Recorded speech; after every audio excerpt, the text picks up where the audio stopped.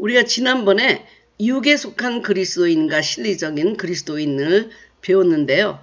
육에 속한 그리스도인이 육과 세상의 가치에 따라 움직인다면 실리적인 그리스도인은 자기 어떤 실리적인 이익에 따라서 움직인다면 고상하고 정신적인 그리스도인들은 자기 자아를 중심으로 움직이는 그리스도인입니다. 그러니까 굉장히 자아가 강한 사람들이죠. 육보다는 혼과 정신에 더 가치를 두고 그것의 가치대로 움직여 나가는 그리스도인을 말합니다. 우리 몸을 구분한다면 영, 혼, 몸이잖아요. 근데 사실 우리를 나타내는 개성적인 모습은 바로 혼, 정신인 것입니다. 혼 안에 우리의 자아가 자리 잡고 있고 지성, 감성, 의지가 움직이고 있기 때문에 이런 개성적이고 독특성이 혼으로부터 나오면서 그것을 아주 강하게 포커스를 두고 살고 있는 사람을 우리가 정신적인 그리스도인이라고 말합니다. 이러한 정신적인 그리스도인들은 하나님과의 생동적인 관계를 갖기보다는 자기 자아와의 관계를 갖고 있으며 자기 자아가 하는 일, 결정하는 일, 이것이 아주 중심을 이루고 중요합니다. 그래서 육적인 그리스도인이 육과 세상, 감각적인 것과 관계되어 있다면 정신적인 그리스도인은 자기 자아, 지적, 심미적 이런 데서 관계되어 있습니다. 그러면서도 이러한 고상한 그리스도인들은 자신이 하나님과 깊이 관계를 갖고 있다고 착각하고 살고 있습니다. 그래서 사실은 어린아이 상태로 성장하지 못하면서도 자기 의가 강하고 교만하여 다른 사람들을 정죄하고 무시합니다. 자신만이 가장 바르게 깊게 주님을 믿고 있다고 착각하고 있습니다. 이 사람의 그 생활의 중심은 바로 정신, 혼, 자기 거기에 집중되어 있습니다. 먼저 이 사람들의 특징을 보겠습니다. 그러니까 자기 자아가 중심입니다. 자기 자아, 자기 혼적인 그 자기 자아가 자기 인생의 중심입니다. 그러니까 모든 일을 자기의 능력, 자기의 분별, 판단에 의존하고요. 자기의 지식, 가문, 학벌, 경험 이런 것들이 상당히 중요합니다. 그래서 자기의 일, 자기의 계획, 자기의 의견 모든 것이 자기와 연결되어 있습니다. 그리고 특별히 자신이 얼마나 훌륭한가를 알리고 싶어하고 자신에 의해서 되어진 일에 대해 공로를 주장하고 나타나기를 기뻐합니다. 자기가 경험한 것이 영적이라고 착각하고 있지만 단지 자신에게 떠오르고 계속적으로 떠오르는 지적 활동인 경우가 많은데 착각하고 살면서 이것이 굉장히 영적이다, 신앙적이다 그러면서 착각하고 사는 사람들입니다.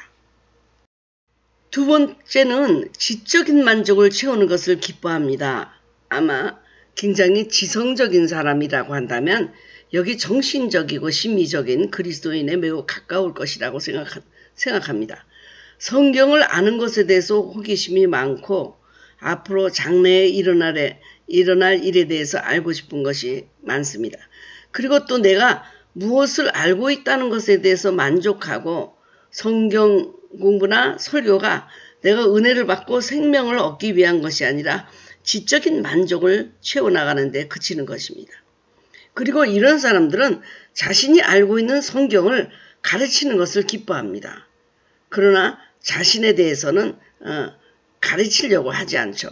그래서 누가 아프다고 전화가 오면 요한복음 몇 장 몇 절 읽어봐. 하나님께서 이렇게 말씀하셨어. 이럴 때는 이런 말씀이 아주 중요해 하면서 자신이 알고 있는 것에 대해서 나타나기를 하지만 그러나 자기 자신에는 가르치지 않고 신앙을 논리적으로 분석하고 이해하는 것을 좋아하고 서로 토론을 하고 서로 알고 있는 성경 지식을 토론하고 대화하는 것을 굉장히 즐기고 있습니다. 로마서 2장 21절에 그러면 다른 사람을 가르치는 내가 왜 네 자신을 가르치지 아니하느냐? 도둑질 말라. 반포하는 네가 왜 도둑질을 하느냐? 이렇게 바울 사도는 외치고 있습니다. 또 세 번째 특징은 감정적이고 심미적인 만족을 채우는 것을 기뻐합니다. 예술이나 문학, 철학을 좋아하고 설교에서도 이런 내용을 목사님이 설교하면 굉장히 만족하고 좋아하죠. 그리고 자신이 아주 고상한 그룹에 속하여 있음을 자랑하며 만족스럽게 생각하고 자기 자녀들도 아주 고상하게 키우고 있다는 것에 만족합니다. 굉장히 심미적이고 철학적이죠. 설교를 들을 때에도 감정을 자극하는 복음적인 설교, 간증 등을 좋아하고 그런 설교를 들을 때 깊은 감동을 받고 은혜를 받지만 실상 자기의 생활의 변화는 이루어지지 않습니다. 이들도 자기 기분에 따라서 교회 봉사를 하기 때문에 열심히 봉사하다가도 삐지기도 하고 다른 성도의 험담을 함부로 하기도 하고 이렇게 업앤다운이 많습니다. 모든 생활에서 너무 감수성이 예민하여 다른 사람들을 피곤하게 합니다. 성경의 지식으로 자신을 조명하는 것이 아니라 남을 판단하고 비판하는 데 사용합니다. 신앙적인 대화를 할 때도 거창하고 심미적이고 문학적인 표현, 철학적인 표현을 사용하기를 좋아합니다. 제가 어떤 특정한 목사님을 대고 얘기하는 것이 아니라 굉장히 설교가 심미적이고 문학적이고 철학적이고 그리고 문학서적을 많이 인용하는 분들이 있습니다. 그것은 이제 우리의 혼을 즐겁게 할 수 있을지는 모르지만 사실 생명이 없는 것이죠. 자기가 이렇게 알고 있다. 그래서 미술에 대해서도 그 미술가들을 얘기하고 음악을 얘기할 적에도 그 음악가들을 얘기하면서 내가 이런 데 조예가 깊다. 이런 걸 하면서 스스로 만족하는 사람들입니다. 그러니까 자동적으로 영적으로 교만하고 자기 의의를 주장하는 사람입니다. 영적인 가르침을 받을 준비가 되어 있지 않습니다. 자기가 똑똑하고 모든 것이 준비되어 있기 때문에 남의 얘기 듣기를 싫어하여. 고린도전서 3장 2절에 내가 너희를 젖으로 먹이고 밥으로 아니하였노니 이는 너희가 감당치 못하였음이거니와 지금도 못하리라. 이렇게 가르침을 받을 준비는 안 돼 있지만 자기는 열심히 아는 것을 가르칠 준비는 돼 있습니다. 남을 가르칠 준비. 오히려 영적인 교만과 자만에 빠져 있고 신령하고 영적인 경험을 많이 했다고 자기 의를 자랑합니다. 하지만 생활 속에서는 인격도 준비되지 못하고 열매도 없습니다. 이들은 자기 자신에게 속고 있습니다. 자기는 굉장히 영적이라는 것입니다. 그러나 실상 육신적이고 정신적이고 종교적인 것을 구분하지 못하고 내가 영적이라고 생각합니다. 아는 것은 많은데 실제 삶과 연결되지 않고 그리고 자기보다 영적으로 나은 사람은 격하시키고 뭐가 잘못됐다 자꾸 격하시키고 자기보다 또 못한 사람은 또 무시하고 그러면서 결국 자기가 제일 잘난 사람으로 나타나야만 되기 때문에 피곤합니다. 교회에서도 이런 교인들이 있으면 피곤합니다. 그러나 성경 공부 열심히 하죠. 부흥회 열심히 참여하죠. 거기에 은혜 받죠. 이러니까 그 사람이 굉장히 영적이라고 다른 사람들까지도 속는 수가 많고 또 목사님들도 이런 사람들이 제대로 됐다 생각해가지고 직분을 맡기고 그러다가 나중에 뒤통수를 맞는 경우가 너무나 많습니다. 분별이 잘 안 돼요. 이 지적인 정신적이고 고상하고 심미적인 그리스도인이 영적인 그리스도인들하고 분별을 잘해서 교회에서도 직분을 줘야 되는데 많이 알고 떠들고 자기를 나타내니까 이런 분들이 직분에 승승장구하는 경우가 많이 있습니다. 다섯 번째 이런 사람들의 특징은 사랑과 평안, 생명이 없습니다. 육적이며 정신적이며 실리적인 그리스도인들은 평안이 없습니다. 마음에 쉼이 없습니다. 그것은 구체적으로 하나님과의 살아있는 관계가 사실상 없기 때문입니다. 진정한 사랑이 나오지 못합니다. 왜냐하면 자기의 사랑이 나오기 때문에 이거는 그 제한적인 사랑, 이기적인 사랑, 실리적인 사랑, 그냥 정신적인 사랑에 그칠 수가 많습니다. 열심히 봉사하고 노력은 하지만 사랑이 없고 믿음도 잘하지 못하고 실제적으로 하나님의 말씀이 우리 삶 가운데 나타나지 못하고 용서하지 못하고 더 자기를 드러내려고 하고 그래서 자기 마음속에 사랑과 평안과 생명이 없고 또 목사님이 인정해 주지 않고 교인들이 인정해 주지 않으면 자기를 어떻게 변론에서라도 자기를 드러내려고 하고 그것이 불안하고 아주 마음이 불편하고 평안이 없는 것입니다. 자기가 인정을 받아야 되고 자기가 나타나야 되는데 그렇지 않을 때는 겸손해야 되는데 이런 사람들에게는 그런 그리스도의 인격의 열매가 없기 때문에 자연적인 모든 생활에서 샬롬이 이루어지지 않고 생명이 없게 되는 것입니다. 그리고 모든 시각이 근시안적입니다. 판단과 지식이 자기중심적으로 되어 있기 때문에 넓게 뭐를 보지를 못합니다. 그리고 하나님으로부터 온 말씀에 의존하지 않기 때문에 지극히 인간적입니다. 그래서 근시안적이죠. 다른 데서 자기를 객관화하면서 자기를 볼 능력이 없습니다. 그리고 미래에 대한 계획과 포부가 대단합니다. 미래에 대한 자기와 포부와 계획이 대단한데 그러면서 그렇기 때문에 항상 사람들을 만나면 앞으로 내가 이러한 일을 할 것이라고 자랑합니다. 그러니까 지금 하고 있는 일보다도 사실상 내가 굉장하게 일할 것이다 라고 하는 얘기는 그러기 때문에 나의 잠재력을 보고 나를 위대한 사람으로 생각하라는 뜻입니다. 제가 어느 목사님을 만났는데 그분은 정말 정신적인 그리스도인이더라고요. 저에게 와서 이제 제가 목사님 세미나를 했습니다. 그 이모셔널 그 데미지에 대해서 세미나를 했는데 그분이 와서 하는 얘기가 하나님이 어느 도시에 그 힐링 센터를 자기에게 세우라고 했다는 것입니다. 그리고 하나님이 앞으로 그 빌리그레암보다도 더 큰 집회를 말레이시아에서 자기를 통해서 하신다고 말씀하셨다는 것입니다. 그러니까 지금은 좀 초라하고 부족하지만 나는 이렇게 위대하게 될 사람이다. 그러니까 나를 지금 그 미래의 위대한 사람으로 자기를 여겨달라는 것입니다. 그러니까 지금도 모자라서 미래의 어떤 꿈꾸는 자기 모습을 나한테 얘기하면서 내가 이렇게 굉장한 사람이다. 대단한 사람이다. 그렇게 얘기를 하고요. 제가 그 이모셔널 힐링에 대해서 하고 있었는데 그 세미나를 했는데 그 사람이 오면서 그러더라고요. 목사님, 우리는 그 책을 원서로 벌써 다 끝냈습니다. 이런 얘기를 하더라고요. 제가 세미나를 했는데 목사님이 사용하시는 그 교지에 대한 것을 우리는 영어로 벌써 이미 다 공부했습니다. 정말 교만하게 느껴지더라고요. 그러니까 배우려는 생각이 없어요. 저 강사가 뭘 얘기하나 비판하러 온 것이죠. 그러고는 저한테 와서 자기가 지금 조그만 교회의 목사지만 비록 앞으로는 이렇게 큰 빌리그레암보다 더 큰 일을 할 사람이다 하면서 저에게 그런 얘기를 하고 어느 도시에서 힐링센터를 세우라고 하나님이 하셨다.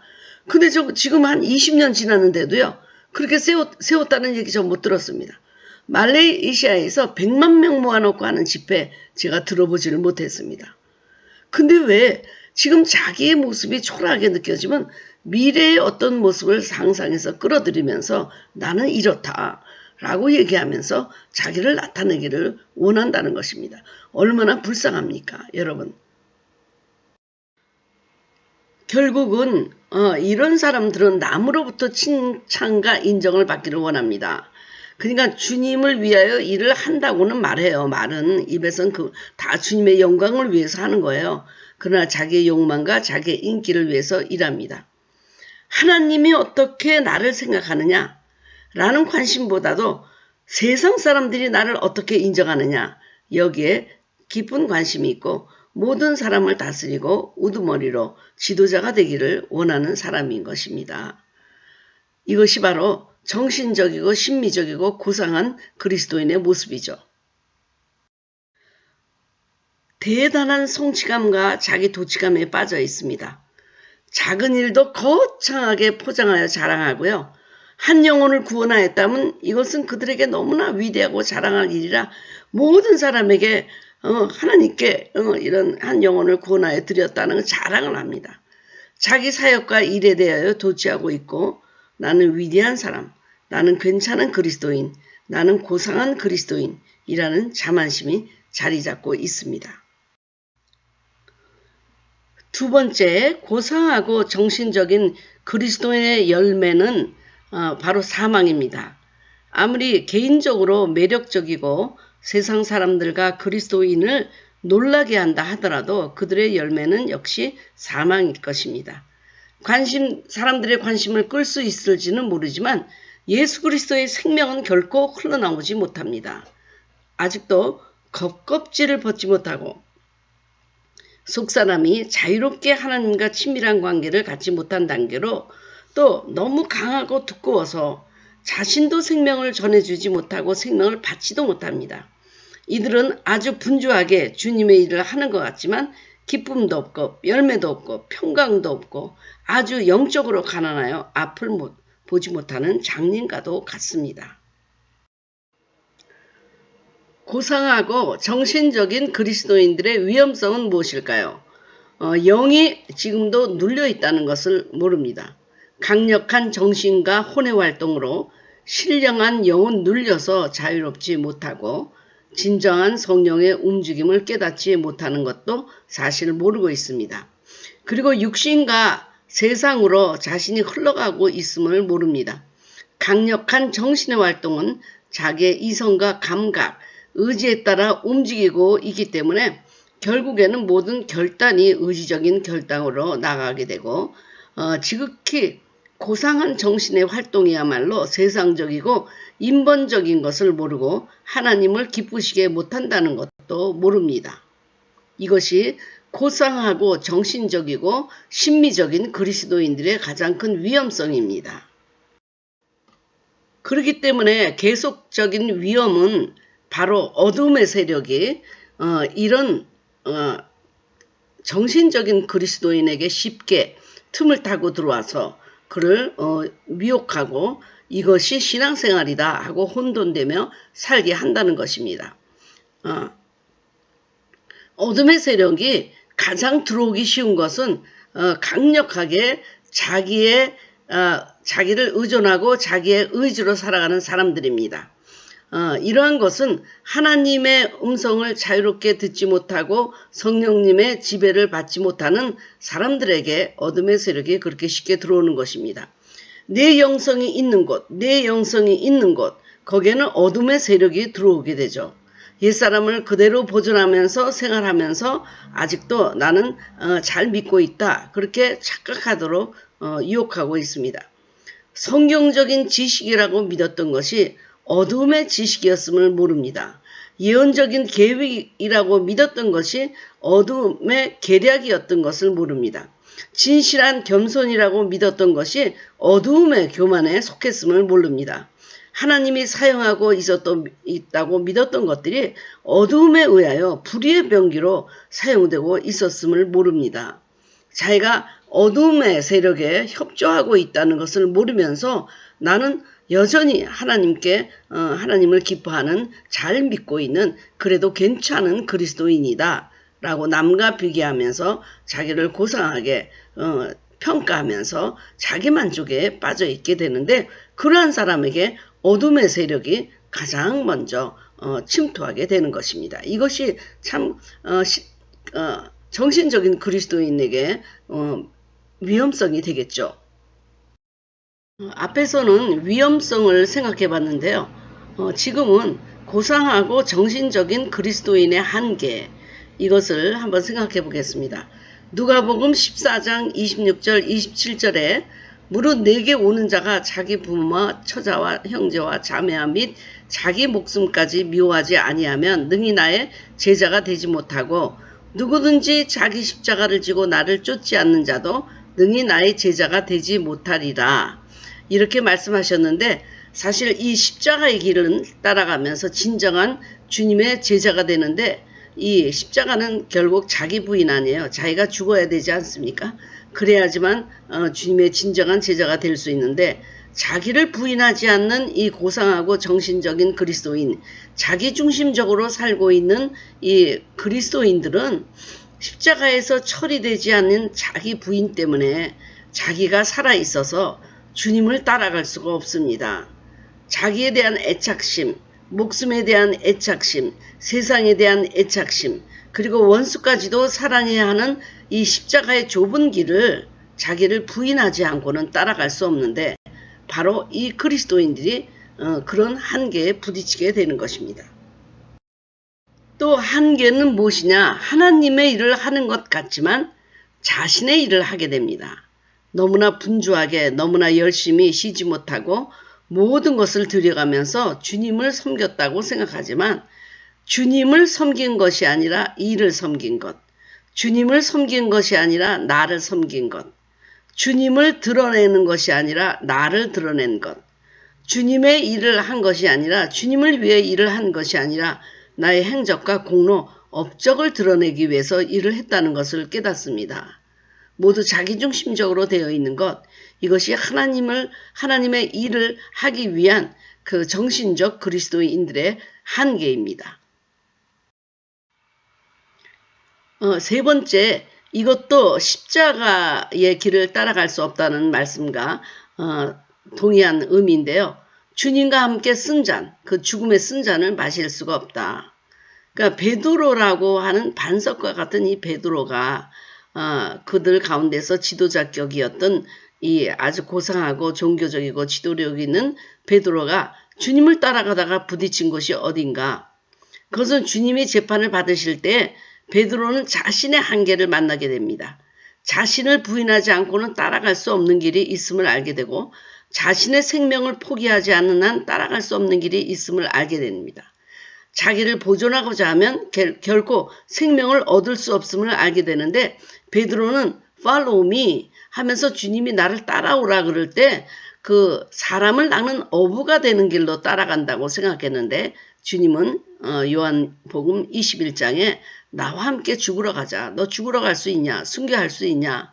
하는 것을 보여주면서 follow me는 그 사람을 낚는 어부의 일뿐만 아니라 예수님의 삶과 죽음 모든 것을 따라가야 된다는 건데 결국 베드로가 거기에서 자신의 한계에 부딪히게 되고 마는 것입니다.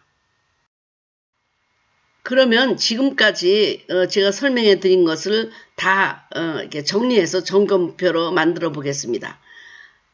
자기 자아가 움직이는 대로 움직인다. 자기의 능력, 자기의 분별, 판단에 의존한다. 자기의 지식, 자기의 감은, 자신의 학벌, 자신의 경험 등이 중요하다. 자기의 일, 자기의 계획, 자기의 의견이 중요하다. 정신적인 그리스도인들은 모든 생각이 자기와 연결되어 있다. 자아가 강해서 쉽게 자존심이 상하기도 하며 상처를 받기도 한다. 자신이 얼마나 훌륭한가를 알리고 싶어하고 자신에 의하여 되어진 일에 대하여 공로를 주장하기를 기뻐한다. 자신이 똑똑하다는 것이 너무 기쁘다. 자신이 좋은 가정에서 좋은 교육을 받았다는 것이 은근히 자랑스럽다. 남에 대하여는 은근히 비판적이다. 남이 나보다 나은 것에 대하여 참을 수 없다. 남에 대하여 칭찬하기가 어렵다.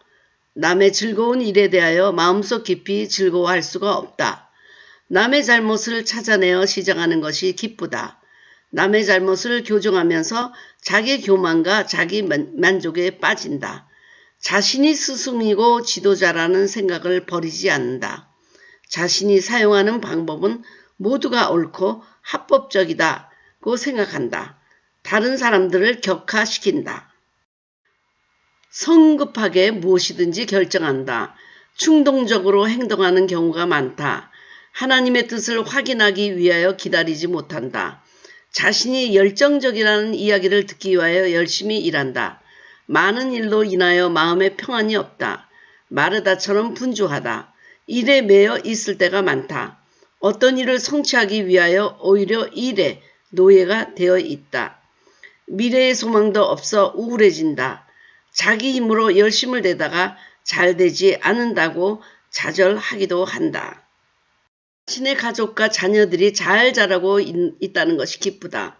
왜냐하면 자신이 아이들을 잘 키운 것을 증명할 수 있기 때문이다. 자신이 칭찬을 받고 인정을 받으면 은근히 기뻐한다. 자신이 경험한 것이 영적이라고 생각하지만 단지 자신에게 떠오른 지적인 활동인 경우가 많다. 아는 것이 너무나 많고 방대하다. 세상에 돌아가는 소식과 지식에 대하여 전문가이다. 자신이 알고 있는 것을 고집하며 옳다고 주장한다. 남이 어려움을 당하면 쉽게 도움을 주려고 하지만 결국에는 자신이 아는 것을 나타내는 것에 불과하다. 지적인 만족을 채우는 것을 기뻐한다. 성경에 대하여 호기심이 많다. 앞으로나 장래에 일어날 일에 대하여 알고 싶은 것이 많다. 그렇기 때문에 영적 어휘들을 사용하기를 좋아한다. 자신이 이룰 수 있는 일에 대한 포부와 욕망이 크다. 자신이 갖고 있는 욕심이나 욕망이 교묘하게 숨겨져 있다. 그래서 매우 겸손하고 신령하게 밖으로는 나타난다.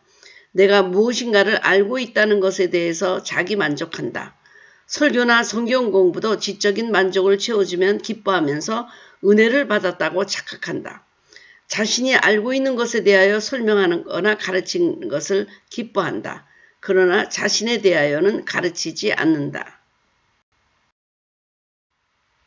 신앙을 논리적으로 분석, 이해하는 것을 좋아한다.